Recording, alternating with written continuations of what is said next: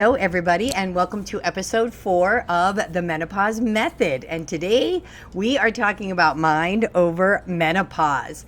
And when I first had mapped out all the episodes, or these first 10 episodes, this was originally going to be an episode about sleep because I was talking about the 5 key areas. We started with nutrition last week. And as much as I know sleep is incredibly important, it's a huge driver of your symptoms, of your weight, of your energy. But in really thinking it through, I decided to skip that, and we're going to come back to that because this piece, what I am going to share with you today, is actually the first game changer in menopause, in life, in everything. And it's something that's not talked about enough. And I do not want this to be some surface level podcast where you get information that you could find online. My goal, my mission with this is I want it to be something that helps you see things from a different perspective, that helps maybe wake things up a little bit for you, helps you actually see what's possible for you. And I'm speaking to you as not just a woman who's been through menopause, but someone who has been working on their own brain and the patterns and behaviors it has for the last 5 years easy, if not longer. And I can tell you, as much as I have learned about nutrition, about hormones, about stress, about movement, this piece, these tools have changed everything more than all of those other things combined. So every single day I see women saying things like, I lost my job because of menopause. My husband is ready to divorce me because of menopause. I can't exercise because of menopause. I can't plan meals because of menopause. Now, I want to be super clear here. I am not diminishing your symptoms. Your symptoms are 110% real. I'm not here to tell you to positive think your way out of hot flashes or mood swings or insomnia. But I am here to say, and I'm going to say it pretty bluntly, that the narrative that we can build in our own mind around menopause often makes it 10 times harder than it actually already is. Because here is the truth, ladies. When you are in victim mode, you cannot get out of your own way. And most of us, myself included, have lived a lot of our lives in victim mode. And I know this so intensely because I have done it. I did it for 95% of my life. And I know how heavy it feels when you are trapped in your story. The first game changer always is realizing that life is not happening just to us, right? Menopause is not here to personally attack you. It wasn't here to personally attack me. The world wasn't conspiring at that time to make my life more miserable. It was just happening. And I can't even tell you how personally I was taking the changes that were happening in my body, everything that was going on. It was like menopause was out to get me. That is victim mentality. And it is one of the biggest reasons that I stayed stuck and that many women stay stuck. Now, even over this time period for me that I've been working with my own brain and with tools, there are still days, not as many anymore, but throughout this last time period where as I was building my business, I would wake up and my brain would say, it's not working. You're not smart enough to do this, right? And those thoughts felt so true in the moment, like they were actual facts. But when I really made myself slow down and look at them, I realized they were just things my brain was offering to me. They weren't the only things that were potentially true.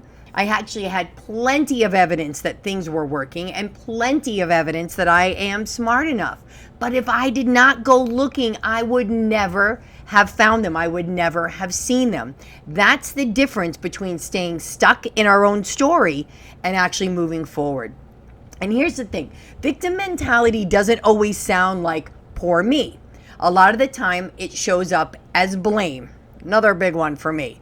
Blaming menopause, blaming our hormones, blaming the lack of sleep. And while those things are completely real, when we keep pointing the finger outward, we stay stuck in the same loop over and over again. We lose our power. And it kind of shows up, I see this a lot for women in menopause when a lot of women say, menopause has taken away my motivation. Menopause is not can't take away your motivation. Motivation isn't a hormone. It's not estrogen. It's not progesterone. Motivation is an emotion. It's a feeling. And emotions are created by our own thoughts.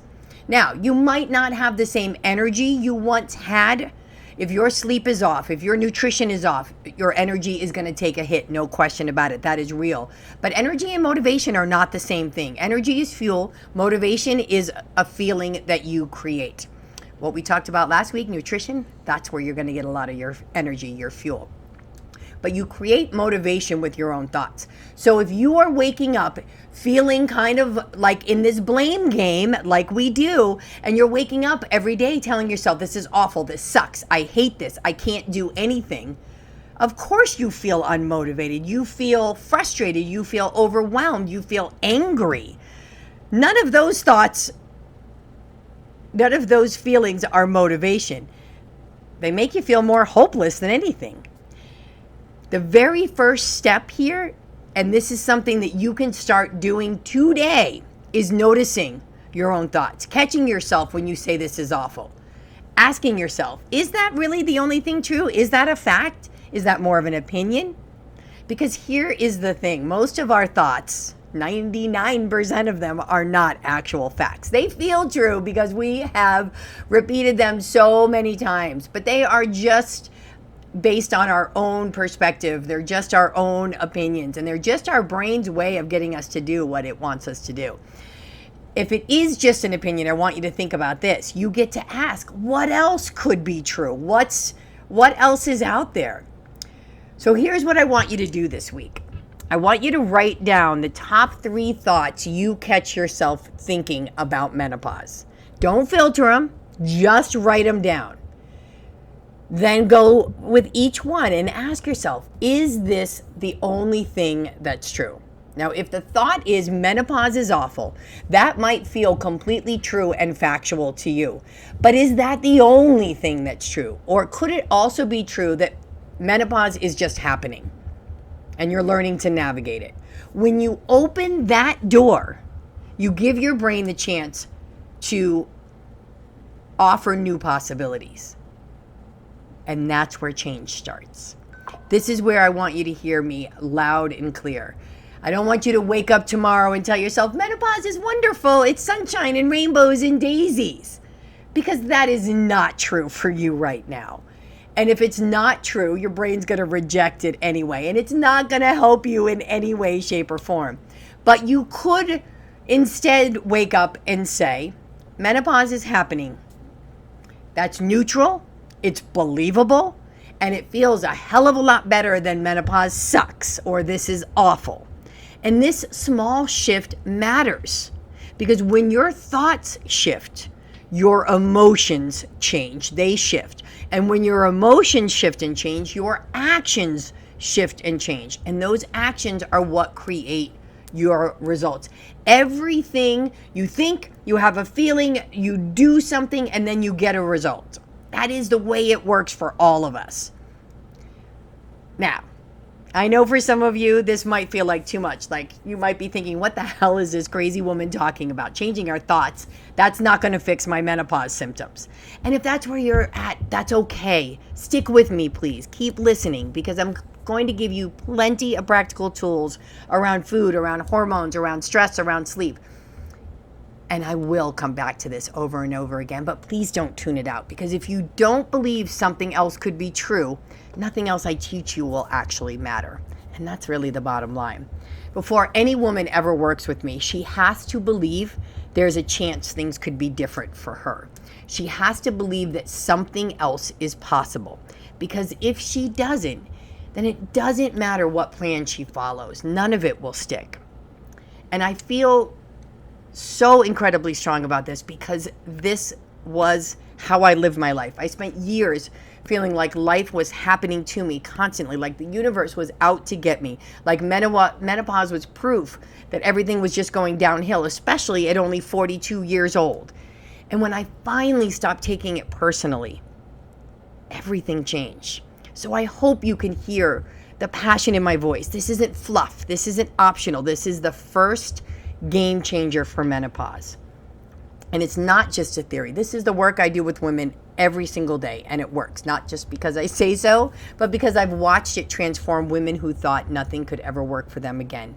The difference wasn't a new diet, it wasn't more willpower, it was learning how to work with their brain in this exact way. And this is whether you would choose to work with a coach like me, whether you choose to follow any other program or work with any other coach, it doesn't matter. You have to believe that something else is possible. You have to be open to possibility. And if you're curious, if this has got you going a little bit and you want to go deeper, this is exactly why I created the Menopause Method. Not to give you a list of rules or another diet plan, but to actually show you how to work with your brain and your body together. Because once you do, everything else becomes possible. So if this clicked for you today, even if it felt a little bit uncomfortable, then my upcoming free workshop series is where you'll actually get to practice this with me in real time. It starts this coming Monday, which would be, oh my gosh, I already forgot the date, August 25th. So yeah, you can still get signed up for that, because knowing isn't always enough.